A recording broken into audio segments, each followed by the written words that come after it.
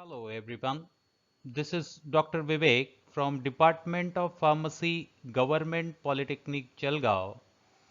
It's come up with the topic under the pharmaceutical jurisprudence called as the Pharmacy Act 1948 Part 3.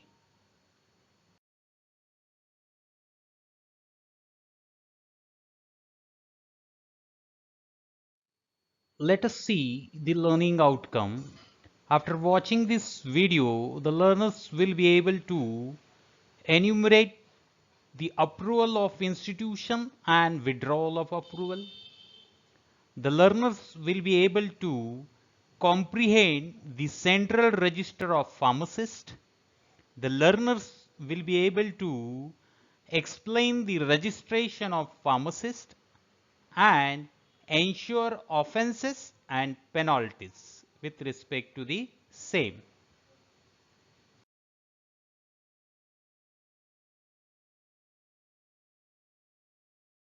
Let's talk about the approval of institution or authorities providing courses of study and examination. So first of all, the application by the institution or authority to the central council.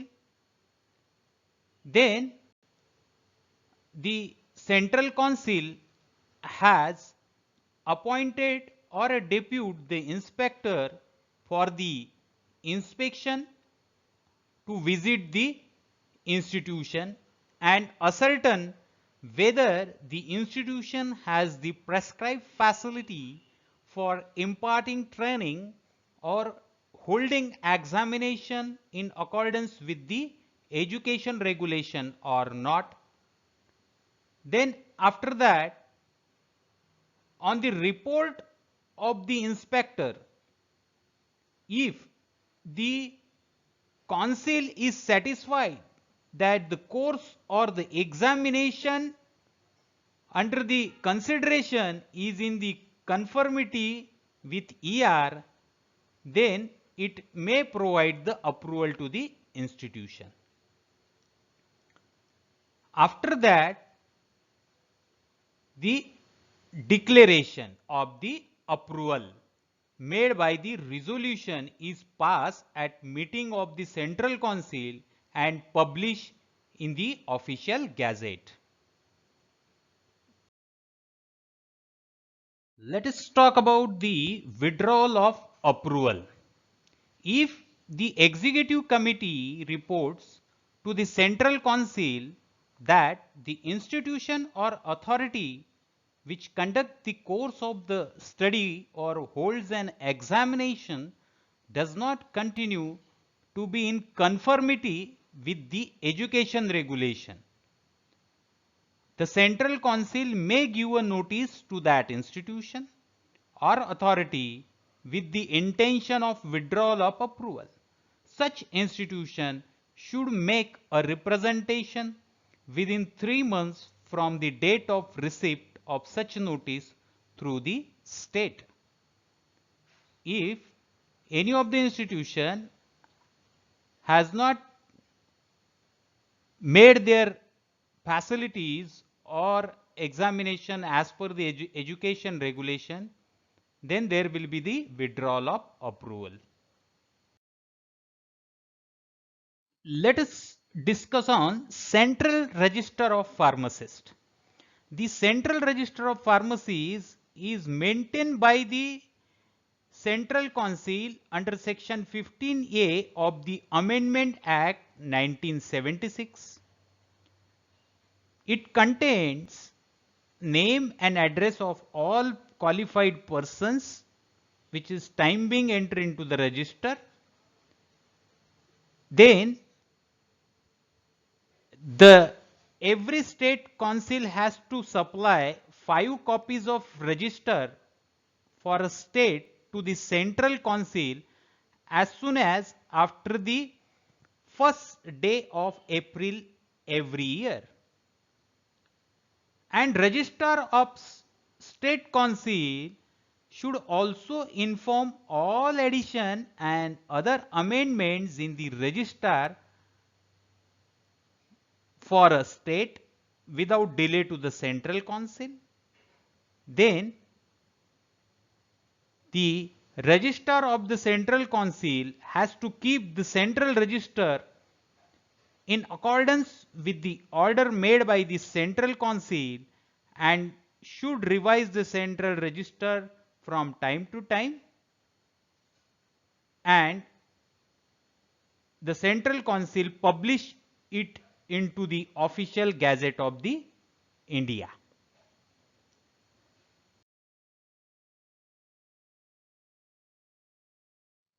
Let us talk about the very important topic under the particular topic is called registered pharmacist or registration of pharmacist. Registration of pharmacist is required to maintain the standard of pharmacy profession. When the Pharmacy Act 1948 is enforced in the state, registration of person is carried out by the registration tribunal.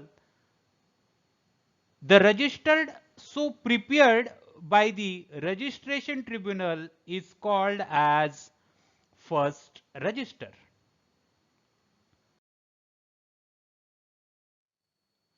Let us see the preparation and maintenance of first register.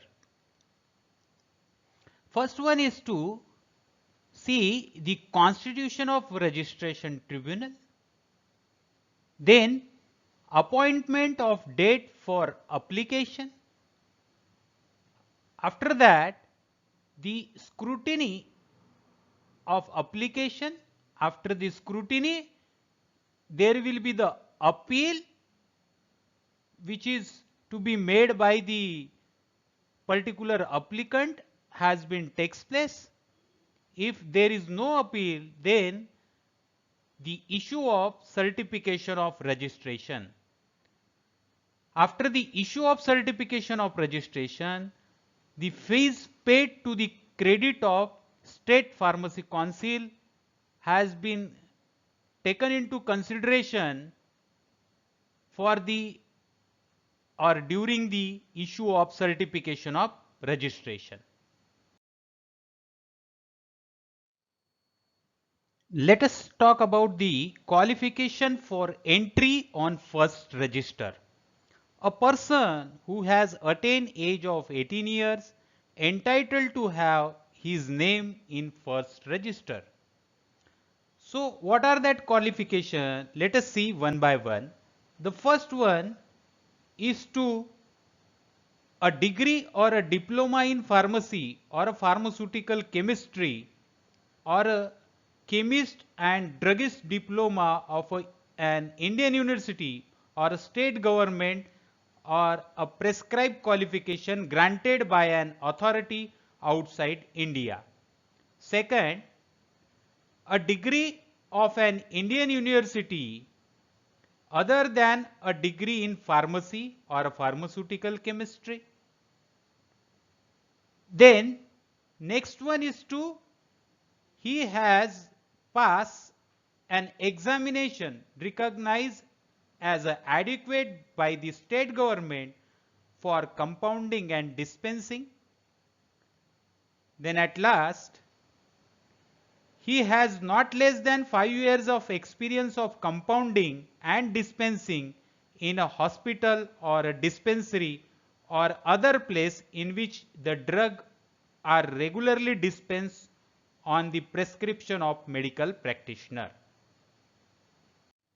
So these are the mandatory qualification required for the entry into the first register.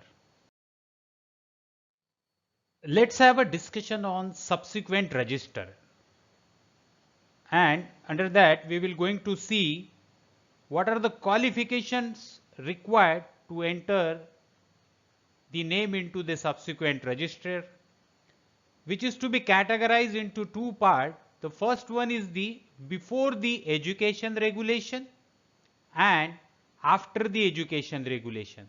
In both cases, the 18 years or more than that of age is required, and fees paid by the registration is to be necessary to get entry into the subsequent register. So let us see what are the requirements to be satisfied to enter into the subsequent register. First one is to satisfy the condition prescribed for registration, and where no such condition have been prescribed, satisfy the conditions entitled to have his name enter on for register and are at least matriculate.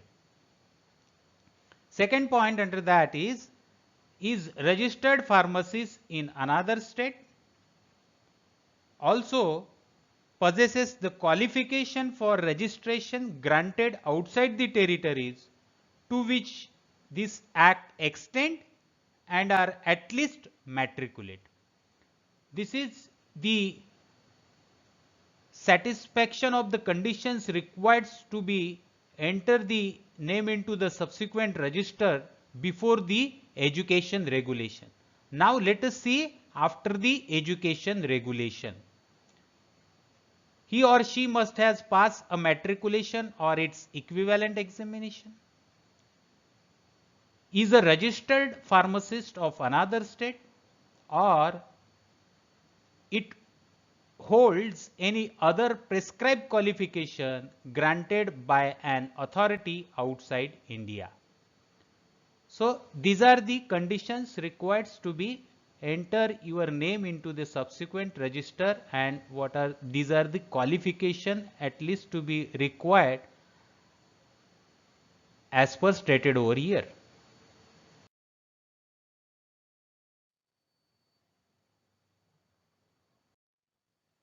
Let us talk about the removal of name from the register.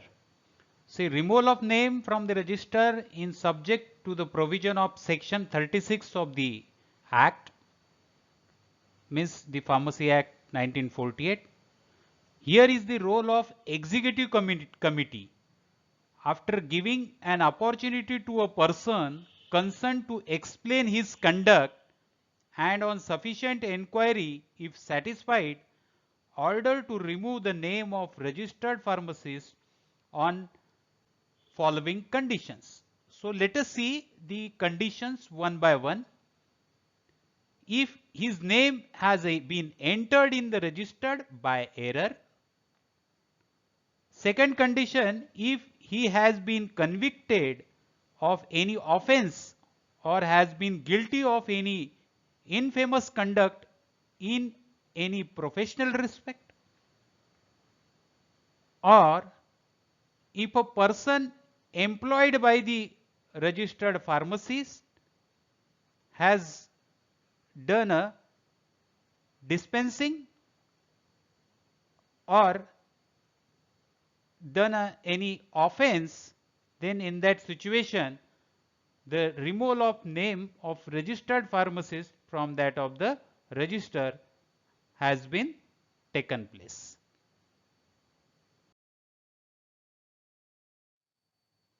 Let us talk about the very important portion related to the topic of Pharmacy Act 1948 Part 3, that is offences and penalties. So the first offence is to falsely claiming to be registered pharmacist. Then in that situation the penalties are, if there is a first conviction, then you need to pay the 500 rupees fine.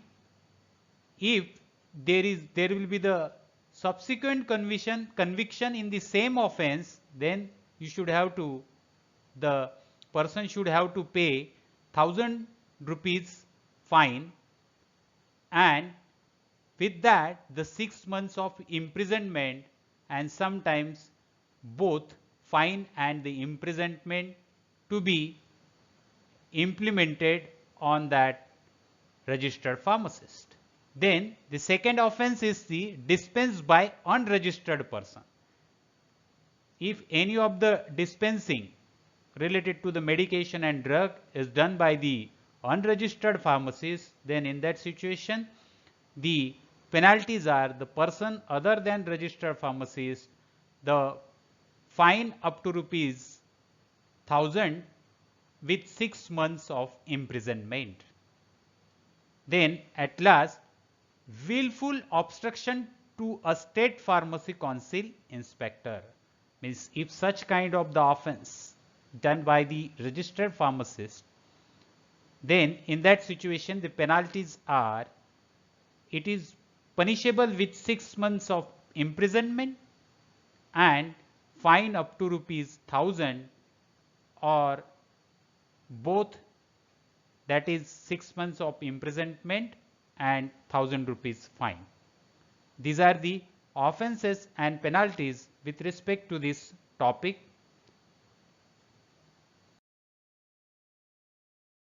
I think you might have understood all the concept and the discussion under the part 3 of Pharmacy Act 1948, and so thank you for your patience hearing.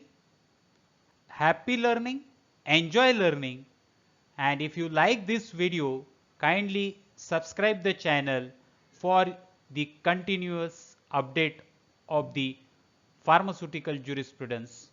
Thank you.